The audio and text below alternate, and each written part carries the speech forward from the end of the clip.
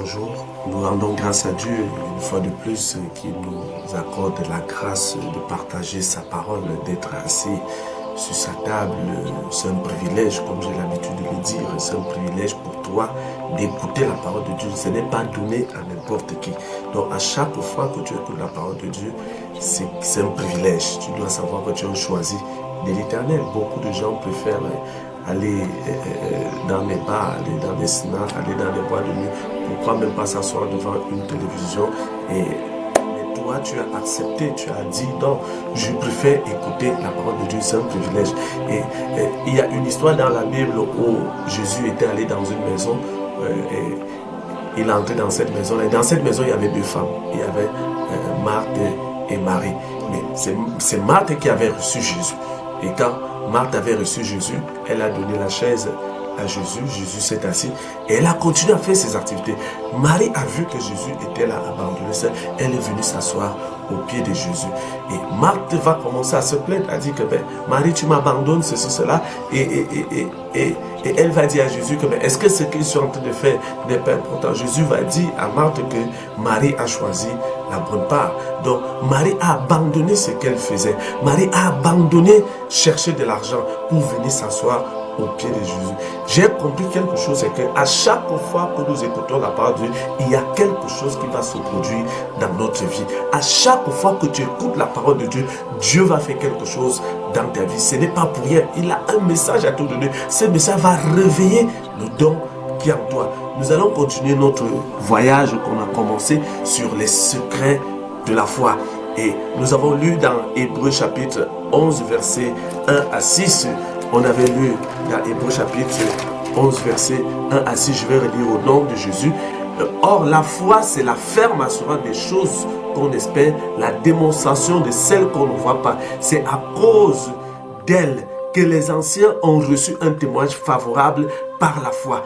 Nous comprenons que l'univers a été formé par la parole de Dieu, de sorte que le monde visible n'a pas été fait à partir des choses visibles. C'est par la foi qu'Abel a offert à Dieu un sacrifice plus grand que celui de Caïn. C'est grâce à elle qu'il a été déclaré juste, car Dieu approuvait ses offrandes et c'est par elle qu'il parle encore bien qu'étant mort. C'est à cause de sa foi qu'Enoch a été enlevé pour échapper à la mort et on ne l'a plus retrouvé parce que Dieu l'avait enlevé. Avant d'être enlevé, il avait en effet reçu le témoignage qu'il était agréable à Dieu. Or, sans la foi, il est impossible d'être agréable à Dieu, car il faut que celui qui s'approche de lui croit que Dieu existe et qu'il récompense ceux qui le cherchent. Je reprends le verset 6. Or, sans la foi, il est impossible d'être agréable à Dieu. Sans la foi, nous ne pouvons pas être agréables à Dieu. Sans la foi, nous ne pouvons pas amener Dieu à se lever sur son trône. Et toutes ces personnes que je venais de citer tout à l'heure en lisant ont amené Dieu à poser un impact dans leur vie, à faire quelque chose dans leur vie. Et toi aussi, quand tu manifestes la foi, il y a quelque chose qui doit se produire. Marie a tout abandonné. C'est un acte de foi. Elle a abandonné le travail. Elle a abandonné ce qu'elle faisait. Je ne demande pas aux gens d'abandonner le travail pour venir à l'église. Ça, c'est une erreur. Parfois, certains serviteurs de Dieu exagèrent. Ils occupent les fidèles de lundi à dimanche. Il doit avoir un temps pour travailler et un temps pour écouter la parole de Dieu, un temps pour prier. Donc, le temps était arrivé où Marie et Marthe devaient recevoir la connaissance puisque Jésus n'était pas avec eux tous les jours. Et un jour que Jésus est venu, il fallait au moins sacrifier. Donc le programme de prière dans les églises comme là où je rends ministère à l'hôtel de la foi, nous avons les programmes les mardis, vendredis et dimanche. Le mardi c'est l'enseignement, vendredi c'est l'enseignement, dimanche c'est le culte d'adoration et de louange. Donc voilà le moment. Ça veut dire que le mardi à 17h30, tu as déjà donné rendez-vous à l'Éternel et les fidèles, il est là à l'heure. Ça veut dire que même si on vient te proposer quel genre d'affaires, sois fidèle. La Bible dit que si tu es fidèle à Dieu, il te sera aussi fidèle. Donc Marie avait choisi une bonne part. Elle avait abandonné parce que l'heure d'écouter la parole de Dieu était arrivée. Donc prive-toi lorsque l'heure arrive où tu dois aller à l'église, où tu dois aller écouter la parole de Dieu. Arrête tout ce que tu en as besoin. La parole de Dieu a la capacité de te donner tout ce que tu as raté, de multiplier cela au centuple. La Bible le dit dans Matthieu. Il dit celui qui abandonne son père et sa mère. Ça ne veut pas dire qu'il faut négliger son père et sa mère. Ça veut dire que lorsque le moment où il faut adorer Dieu, lorsque le moment où il faut servir Dieu arrive, quelqu'un n'a plus de pouvoir sur toi. La seule personne qui a autorité sur toi, ce n'est que l'Éternel. Et tu vas voir ce que l'Éternel va faire. Il dit, celui qui est fidèle aux petites choses, l'Éternel va lui confier des très grandes choses. Donc il ne faut pas que les choses nous empêchent à servir Dieu, à écouter la parole de Dieu. Donc Marthe avait tout abandonné. Et c'est pour cela que lorsque Jésus va aller ressusciter Lazare, lisez bien cette histoire, vous allez comprendre, on va développer prochainement. Mais aujourd'hui, nous allons parler pour posséder. C'est toujours les secrets de la foi. Parle pour posséder. Lorsque Dieu avait créé le monde, nous avons lu la dernière fois dans Genèse chapitre 1, la Bible dit, Dieu dit, dans le verset 3, Dieu dit, il a dit. Si Dieu ne disait pas, ça ne pouvait pas arriver. Il faut parler, mon frère, ma soeur. Parle, n'aie pas peur de parler. Quand tu parles, tu ébranles, tu détruis cette barrière de peur, tu détruis cette barrière de non-accomplissement, tu détruis ce voile qui t'empêche de voir la gloire de Dieu. Il faut parler.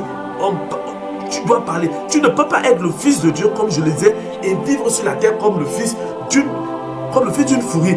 À l'origine, le monde a été formé par la parole de Dieu. Le monde a été formé par la parole. Et je l'avais aussi dit, tu peux former ton monde, tu peux changer ta maison, tu peux changer ton poste, tu peux changer ton travail. D'abord en parlant. La Bible dit que si tu confesses de ta bouche, confesser, donc ça veut dire que la bouche doit bouger. La bouche doit dire quelque chose. Si tu confesses de ta bouche, et lorsque nous ne confessons pas, nous ne pourrons pas voir la chose arriver. Donc, Dieu a parlé pour que la lumière soit. Genèse chapitre 1, verset 3, Dieu dit qu'il y ait de la lumière. Il a d'abord parlé. Et qu'est-ce qui s'est produit après? Et il y eut de la lumière. La Bible dit que Dieu vit que la lumière était bonne.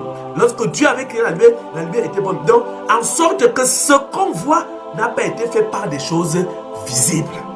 Ce qu'on voit n'a pas été fait par des choses. Ce que tu vois aujourd'hui, c'est la parole qui a créé ça. C'est la parole qui a créé les arbres. C'est la parole qui a créé tout ce que tu vois, la terre. Tout ce que tu vois là, c'est la parole. C'est la parole. Ce n'est pas autre chose. Ne dis plus que j'ai échoué dans la vie parce que je ne suis pas allé à l'école. Ne dis plus que j'ai échoué dans la vie parce que je n'ai pas d'argent. Tu as juste besoin de croire en toi, de croire en Dieu. La Bible dit dans Jean, elle dit que Jean chapitre 14, ne vous inquiétez de rien, croyez en Dieu et croyez en moi. Tes inquiétudes ne peuvent rien t'apporter dans la vie. Je dis bien, tes lamentations ne peuvent pas t'apporter quelque chose dans la vie. Ce que Dieu t'a donné, même si tu n'as même rien, rien que le don que tu as là, le don de parler là, peut attirer beaucoup de choses dans ta vie. Le don de parler.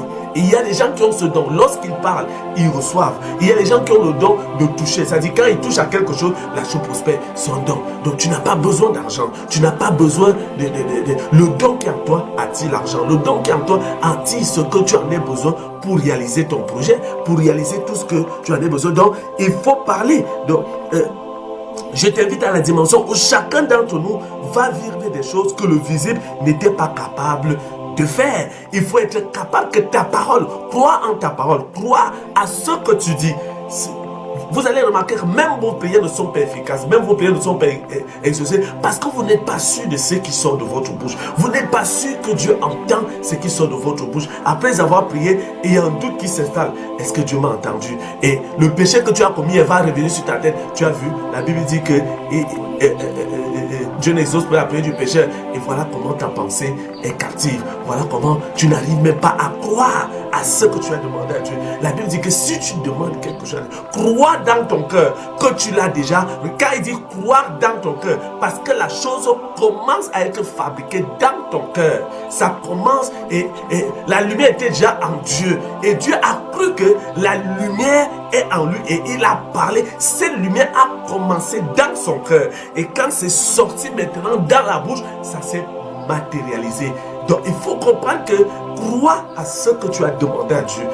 C'est pour cela qu'il faut parler lorsque nous demandons à Dieu. Je te dis, parle. Et je continue. Je pourrais te transformer dans une atmosphère favorable où tu vas voir la gloire de Dieu. La foi et la ferme assurance des choses qu'on espère. Une ferme assurance, ce n'est pas une assurance vacillante, mais une assurance ferme et stable. Ça veut dire que je sais que je sais en qui j'ai cru. J'ai cru en qui? J'ai cru en Dieu. La Bible dit que tout est possible à celui qui croit. Et la Bible dit que rien n'est impossible à l'Éternel. Rien n'est impossible à ton Dieu. Je dis bien rien. Crois en lui. Crois à la mission qu'il t'a donnée. Crois au but qu'il t'a envoyé sur la terre. Je dis bien, crois au but qu'il t'a envoyé.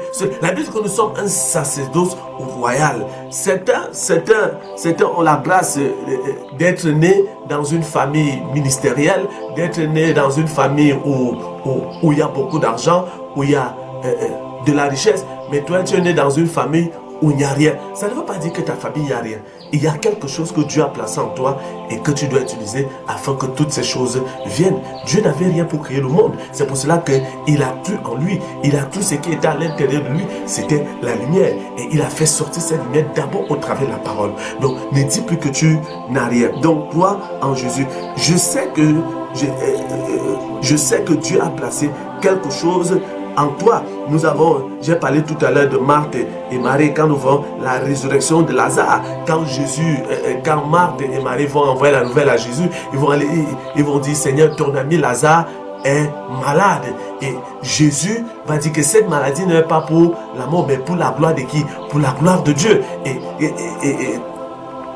Jésus va sortir ça de sa bouche. Et même quand Jésus va aller poser l'action, il va d'abord parler. Il va dire, allons chez Lazare. Allons ressusciter Lazare. Allons ramener Lazare en vie. Donc la parole est d'abord sortie.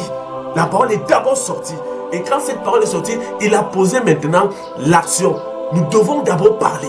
Il faut parler. Je dis bien parler. Sinon la chose ne peut pas apparaître. Donc parler est une manifestation de la foi. Et quand Jésus va aller ressusciter Lazare, la première personne que Jésus va rencontrer sur son chemin, c'est Marthe. Marthe. Vous allez remarquer que dans votre marche chrétienne, vous allez voir que dans les églises, dans les communautés religieuses où nous sommes, vous allez remarquer que ceux qui n'ont pas une bonne relation avec Dieu s'agitent beaucoup. Mais la personne qui a une bonne relation avec Dieu ne s'agite pas trop. Il connaît. L'apôtre Paul disait que je sais en qui j'ai cru. Et il est arrivé au stade pour dire, ni la mort, ni la pauvreté, ni la souffrance, ni la misère, ni la disette ne peut me séparer de quoi? Ne peut me séparer de l'amour de Dieu. Donc tu dois savoir que avoir une bonne relation avec Dieu va t'amener à être sûr de ce que tu vas lui demander. Déjà, si vous avez des enfants à la maison, vous savez que l'enfant, lorsque les enfants ont des problèmes, l'enfant qui aura plus peur de venir vers vous, c'est cet enfant qui est têtu, c'est cet enfant qui est désordonné, c'est cet enfant qui vous dérange, c'est cet enfant qui met la maison mal à l'aise. Mais l'enfant qui est obéissant, parfois, quand vous constatez que son état n'est pas bien, c'est vous qui allez vers l'enfant pour lui demander, mon fils, tu as besoin de quoi? Qu'est-ce qui ne va pas? Tu es malade? Tu as faim? Pourquoi? Parce que la relation qui est entre vous et votre enfant est une bonne relation. Et c'est pour cela que l'enfant qui est têtu, même si il est couché, ça ne va pas d'abord vous préoccuper. Sauf si l'enfant persiste. Mais l'enfant qui est obéissant, une seule fois qu'il change un tout petit peu, ça attire déjà votre attention. Il y a des choses, donc votre regard est celui, vous allez maintenant parler pour chercher à ce que l'enfant sorte ce qui le dérange. Donc nous devons avoir une bonne... Marthe et Marie avaient une bonne relation avec Jésus. C'est pour cela qu'elle ne pouvait pas s'agiter. Lorsque Jésus arrivait, beaucoup de gens, ça je vous dis, on a l'habitude de dire les tournevis font trop de bruit. Effectivement, c'est vrai. Marthe n'avait pas une bonne relation avec Jésus. Marie avait une bonne relation. C'est pour cela que lorsque Marthe va voir Jésus, elle va courir. Elle va courir. Et Jésus va causer avec elle. Mais quand Jésus va continuer sa marche, aller vers Marie, et la seule chose que Jésus Jésus va voir l'attitude de Marie. Jésus va regarder Marie. Jésus va voir que Marie pleure. Marie est en larmes. Marie est touchée. Marie, ça ne va pas. Et il va demander, où l'avez-vous mis? Où l'avez-vous mis? Il ne va pas passer le temps de causerie avec Marie comme il a passé le temps de causerie avec Marthe. Et il va demander, où l'avez-vous mis? Parce que la relation entre Marie et Jésus était une bonne relation. Elle a développé cette relation. Elle a parlé. Elle a posé des actions. Et Jésus va maintenant agir. C'est pour cela que la résurrection de Lazare serait effective à cause de Marie. Il faut nous comprendre bien. Quand il va voir l'attitude de Marie, il va dire, où vous avez mis Lazare? Donc, vous avez compris que dans notre marche avec Dieu, nous avons besoin de parler. Quand nous parlons, des choses qui n'étaient pas visibles commencent à être visées. C'est Dieu, celui qui nous a permis d'écouter cette parole. Moi, je suis le révérend docteur Angébert Béton Melina et nous allons poursuivre cet enseignement prochainement. Ne rate pas cette connaissance qui va t'amener à vivre une vie chrétienne victorieuse. Mon contact est affiché au bas de l'écran. Merci pour ce temps et ce moment que nous avons passé ensemble. Seigneur, je voudrais qu'au travers de ces paroles qui sont sorties de ma bouche, Papa, je t'en prie que les vies de toutes ces personnes soient transformées au nom de Jésus-Christ. Et je déclare, Père Saint, toute personne malade, Père Saint, guérie en ce jour au nom de Jésus-Christ. Tout Père Saint, toute personne troublée, Seigneur mon Dieu, mon roi, Père Saint, toutes ces personnes qui n'ont pas la paix et qui ont écouté cette parole, Père Saint, que la paix, Père Saint, soit leur partage au nom de Jésus-Christ. Que toutes les portes que Satan a fermées, Père Saint, pour ces personnes soient ouvertes maintenant au nom de Jésus-Christ. Et je sais que, Seigneur mon Dieu, après cet enseignement, Seigneur, qu'il y ait des témoignages insolents dans la vie de toute personne, Seigneur mon Dieu, qui a tout abandonné pour écouter cette émission. Merci, Seigneur. Agis puissamment. Manifeste-toi davantage au nom de Jésus-Christ. Amen.